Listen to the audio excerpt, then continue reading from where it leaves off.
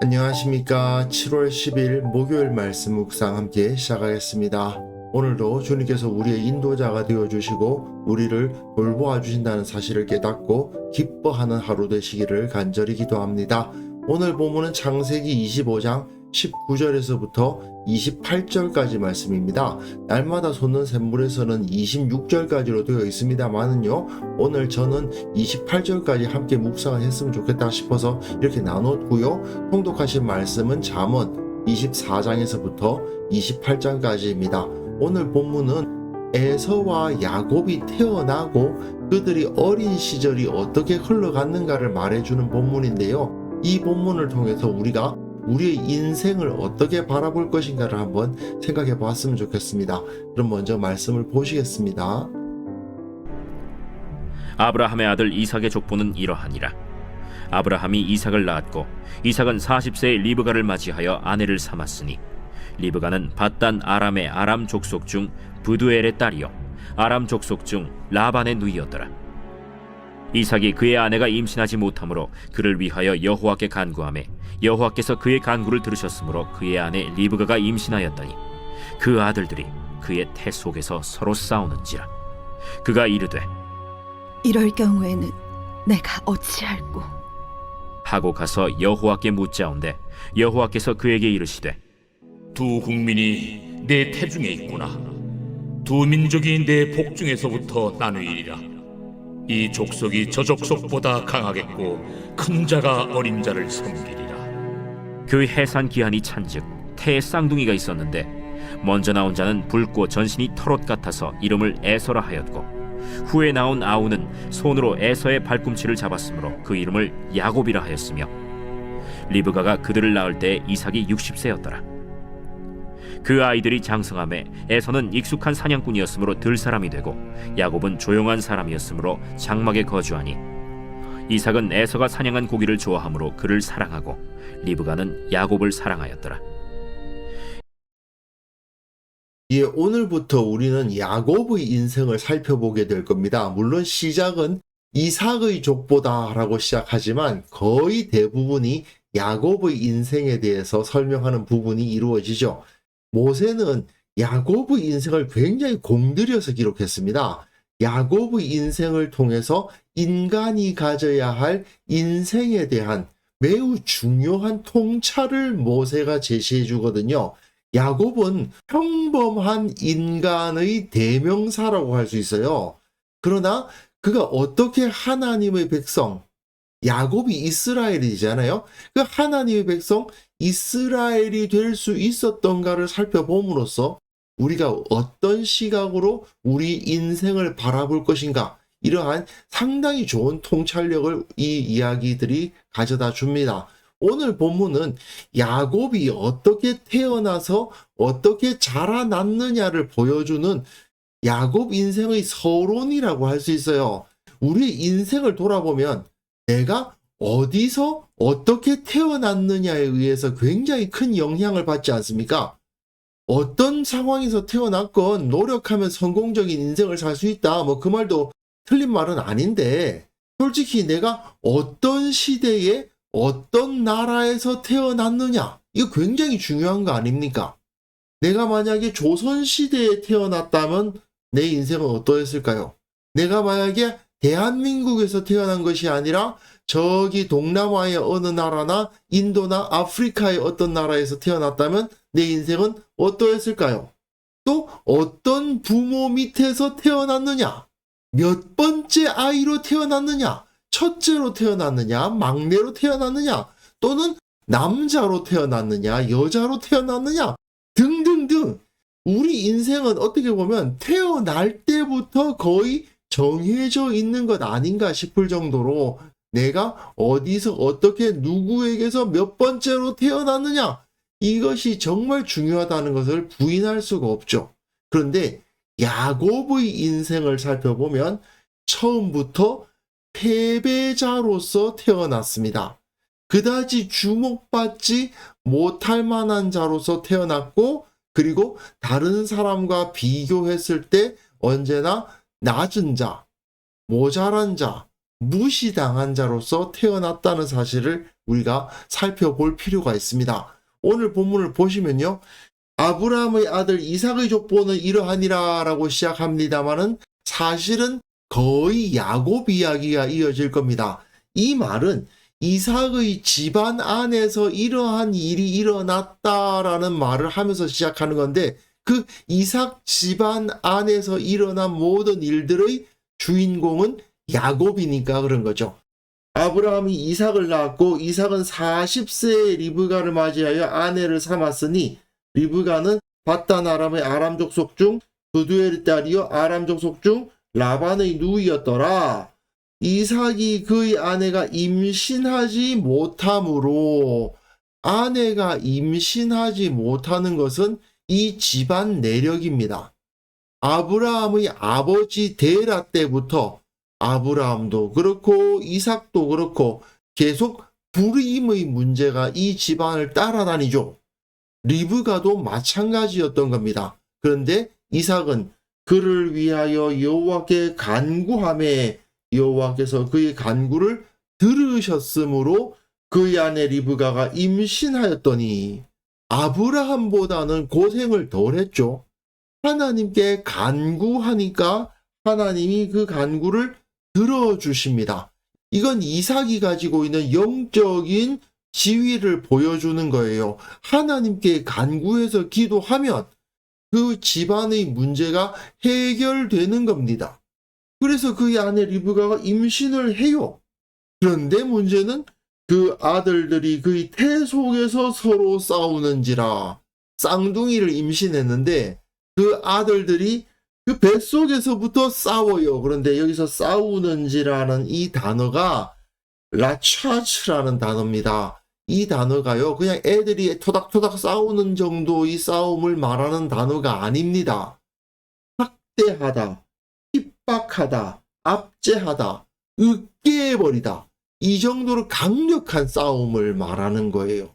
에서와 야곱이 그 뱃속에서부터 심한 갈등 관계에 놓인다는 것을 먼저 보여주는 겁니다. 여기서 그가 이르되 이건 리브가입니다. 원어에서는 여성으로 되어 있고 우리 드라마 바이블도 여자 목소리로 녹음해 주셨더라고요.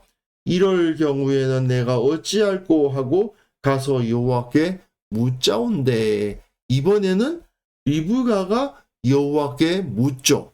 이삭도 여호와께 간구하고 리브가도 여호와께 묻습니다. 이 부부가 모두 다 하나님을 의뢰하고 있는 것을 볼 수 있어요. 상당히 복된 집안에서 야곱이 그리고 에서도 마찬가지입니다만은 태어났구나 하는 것을 알 수 있는데 문제는 여호와께서 그에게 이르시되 두 국민이 내 태중에 있구나. 에서와 야곱이 모두 다 각각의 민족을 이룰 것이다 라는 것을 먼저 보여주십니다. 두 민족이 내 복중에서부터 나누이리라. 이 족속이 저 족속보다 강하겠고 큰 자가 어린 자를 섬기리라 되어 있는데 여기서 어린 자라고 번역했습니다만은 작은 자라고 표현하는 게 더 낫습니다. 큰 자가 작은 자를 섬기는 일이 벌어지게 될 것이다. 어느 한쪽이 더 강할 것인데 여기서는 형이냐 동생이냐 그 개념은 사실은 없습니다. 둘 중에 하나는 강하고 하나는 약할 것인데 놀랍게도 강한 자가 큰 자가 약한 자를 섬기는 일이 벌어질 것이다. 이것이 하나님의 말씀이에요. 세상적인 눈으로 봤을 때는 이쪽이 더 강하고 이쪽이 약한데 오히려 세상적인 눈으로 보았을 때 약한 쪽을 강한 쪽이 섬기게 되는 역사가 일어날 것이다 하는 예언이 리브가에게 주어지고 있습니다. 그리고 이것이 바로 하나님께서 이 땅 가운데에서 여러 민족들을 또 여러 인생들을 이끌어 가시는 하나의 법칙과도 같은 거예요.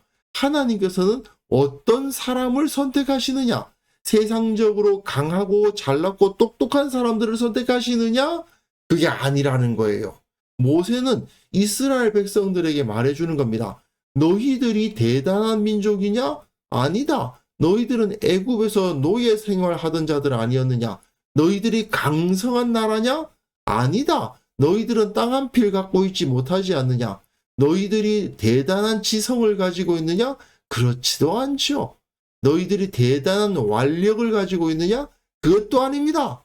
그럼에도 불구하고 하나님은 너희를 택하여서 너희를 통해 하나님의 역사를 이루신다 하는 이야기를 이제 하기 위해서 야곱의 이야기를 시작하는 거죠.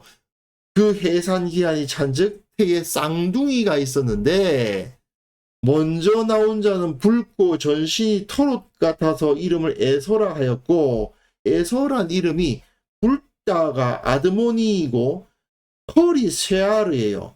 아드모니라는 단어와 쉐아르란 단어를 적당히 어떻게 섞다 보니까 에서가 됐어요. 약간 변형이 많이 일어난 이름이긴 한데 붉고 털이 많아서 에서다라는 이름을 갖게 되었고, 후에 나온 아우는 손으로 에서의 발꿈치를 잡았으므로 히브리어로 발꿈치가 아켑이거든요. 그래서 아켑을 잡아서 야콥이 돼요. 그래서 그 이름을 야곱이라 하였으며, 리브가가 그들을 낳을 때에 이삭이 60세였더라.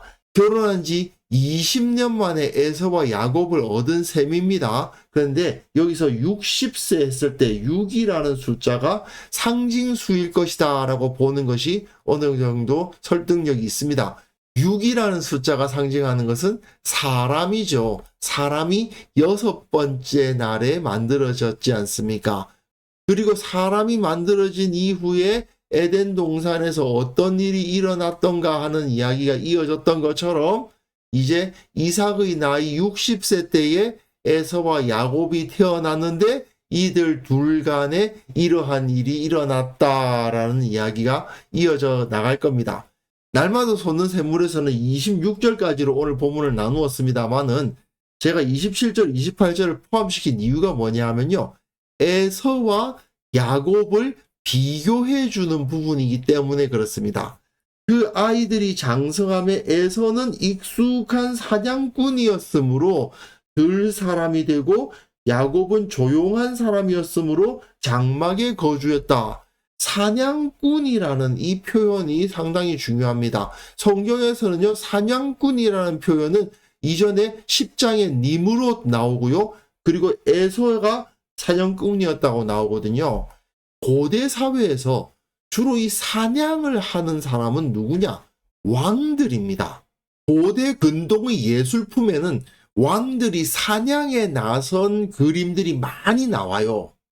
그만큼 당시의 가치관에 의하면 에서가 남성적이고 힘을 가진 존재라는 것을 알 수가 있죠. 그에 비해서 야곱은 조용합니다. 이 당시에 능력 있는 사람은 에서죠.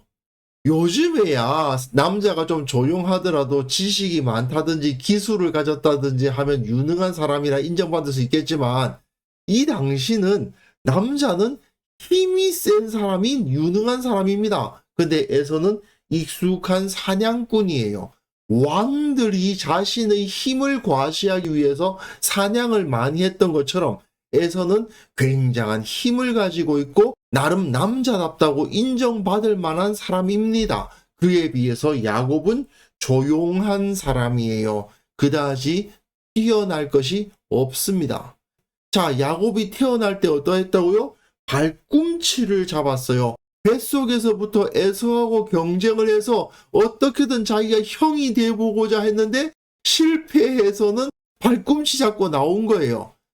그 마음속에 형이 되고 싶은 마음이 있었지만 형이 못된 사람이고, 자라면서는 또 그 형하고 비교가 될 수밖에 없죠. 형은 익숙한 사냥꾼으로서 세상 사람들로부터 인정받을 만한 존재지만 자기는 그냥 집에만 있는 사람이에요. 그런데 장막에 거주하고 있었습니다. 이 장막에 거주했다는 표현은 야곱이 이스라엘과 동일시되게 만드는 표현이기도 해요. 모세가 이 창세기를 기록했을 때 이스라엘은 어디서 살고 있었겠습니까? 장막에서 살고 있었잖아요. 그리고 또한 이 장막은 성막을 떠올리게 하는 것이기도 하기 때문에 결국은 야곱은 이스라엘과 동일시 되는 겁니다. 근데 야곱이 대단한 사람입니까? 아니죠. 그냥 조용한 사람입니다. 특별한 것이 없어요. 이삭은 에서가 사냥한 고기를 좋아하므로 그를 사랑하고, 지금도 사실은 마찬가지긴 합니다만은 이 당시로서는 아들이 아버지의 인정을 받는다는 것만큼 자랑스럽고 기분 좋은 건 없죠. 리브가는 야곱을 사랑하였더라 되어 있는데, 아버지와 어머니가 서로 편애하고 있는 것은 이 집안의 심각한 문제인 것은 틀림이 없는데요. 남자들은 아버지의 인정을 받고 싶어 하죠. 역시 내 아들이야 하는 그런 인정을 받고 싶은 겁니다. 그리고 특히 이 당시는 더 그렇죠. 아무래도 남자와 여자의 지위 차이가 있고, 그 집안에서는 아버지가 높지 어머니는 힘이 없지 않습니까? 근데 아들이 아버지로부터 인정을 받는다면 그것보다 좋은 것이 없죠. 아버지로부터 인정받지 못하는 아들, 한마디로 말해서 별로 존재감이 없는 아들이죠. 결국 형은 아버지가 좋아하는데 자기는 좋아하지 않는다. 그거는 결국 형에게 진 패배자라는 말이 되고 맙니다. 그리고 이 야곱의 모습은 이스라엘의 현실이기도 해요.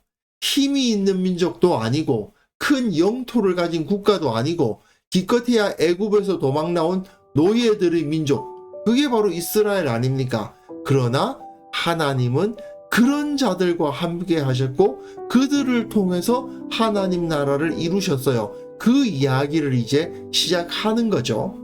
이렇게 불리한 조건을 가지고 태어난 야곱이 이후에 어떻게 하나님의 백성의 조상이 되었는가를 보게 될 거예요. 야곱은 한 달 한시에 태어난 형제인 에서와의 경쟁에서 밀린 사람이죠. 그리고 둘을 비교해 봤을 때 형보다 못한 동생이었습니다. 아버지로부터 인정받지 못하는 아들, 세상적인 기준으로 볼 때에는 좋은 것들을 가지지 못한 위치에서 시작한 사람이 바로 야곱입니다. 지극히 평범하고 세상적인 탁월함을 가지지 못한 사람, 그게 바로 야곱이에요. 그러나 우리는 이후에 야곱이 곧 이스라엘이 되었다는 사실을 이미 알고 있지 않습니까? 이는 내 인생이, 우리의 인생이 평범하고 초라해 보인다 하더라도 이후에 우리에게 주어질 야곱의 인생을 통한 가르침을 통해서 하나님의 손에 들려 쓰임받는 가치 있는 인생을 살 수 있다는 그 사실을 기대하게 합니다. 세상적인 기준으로 나를 바라보면 나는 아무것도 아닌 존재일 수 있어요. 다른 사람들과의 비교를 통해서 나의 가치를 찾기를 원한다면 나는 저기 꼴찌에 가까운 사람일 수도 있어요. 하지만 우리는 하나님의 손에 들려서 진정 가치 있는 인생을 살 수 있는 존재들 아닙니까? 야곱의 인생을 살펴보면서 우리는 어떤 선택을 하고 어떤 선택을 하지 말아야 되는지를 이제 배워나가게 될 겁니다. 그래서 이 시간에 함께 기도하실 때에는요, 내게 주어진 삶을 먼저 감사하게 하옵소서. 언제나 주님께서 나를 부르셨음을 기억하면서 살아가게 하옵소서. 내 인생의 가치는 오직 하나님과의 관계 위에서 발견할 수 있음을 온전히 깨닫게 하옵소서. 함께 기도하는 시간 가졌습니다.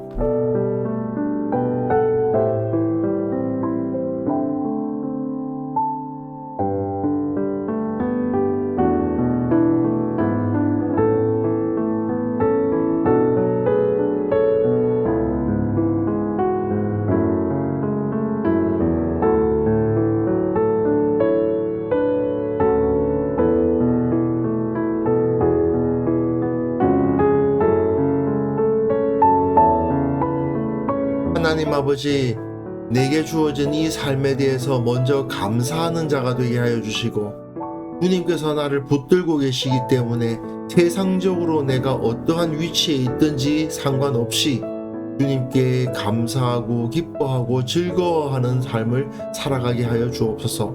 내 인생의 가치는 오직 하나님과의 관계 위에 세워져 있음을, 그 위에서 발견될 수 있음을 온전히 깨닫게 하여 주옵소서.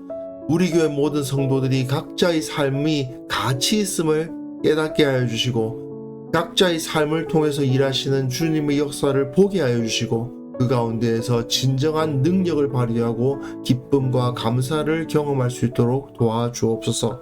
아버지, 오늘 하루 살아가는 그 모든 삶 가운데에서 세상적인 눈으로 나의 위치를 판단하려 하지 말고 오직 주님께서 나를 기뻐하시고 주님께서 나와 함께 하신다는 사실을 믿으며 능력 있게 세상을 살아갈 수 있도록 도와주옵소서. 오늘도 주님의 능력으로 승리하기를 원합니다. 오늘도 주님께서 함께 하시기에 기뻐할 수 있고 감사할 수 있기를 원합니다. 주님께서 주시는 그 평안과 기쁨을 누리는 하루 될 수 있도록 주께서 은혜 베풀어 주시기를 원하옵고 예수님의 이름으로 기도합니다. 아멘.